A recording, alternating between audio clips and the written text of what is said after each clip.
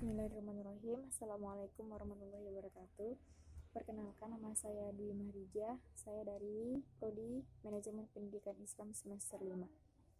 Baik, di sini saya akan menjawab pertanyaan ujian tengah semester dari Bapak dosen.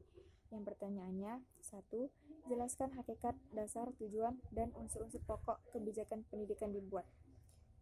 Hakikat dari kebijakan pendidikan adalah berupa keputusan yang substansinya adalah tujuan, prinsip, dan aturan-aturan format kebijakan. Biasanya dicatat dan dituliskan sebagai pedoman oleh pimpinan, staf, dan personil organisasi, serta interaksinya dan lingkungan eksternal.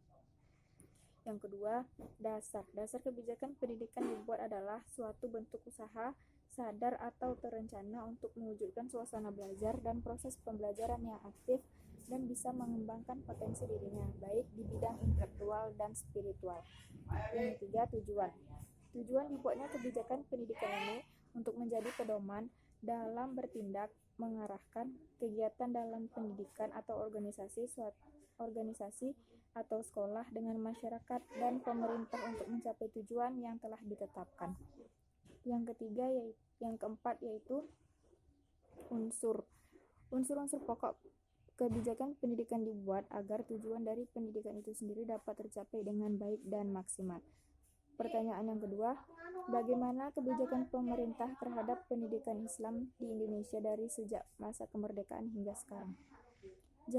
Pada zaman kemerdekaan, perubahan yang terjadi dalam bidang pendidikan merupakan perubahan yang bersifat mendasar, yaitu perubahan yang menyangkut penyesuaian kebijakan pendidikan dengan dasar dan cita-cita bangsa Indonesia.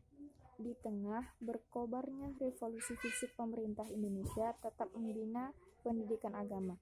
Pendidikan agama Islam untuk sekolah umum mulai diatur secara resmi oleh pemerintah pada bulan Desember tahun 1946.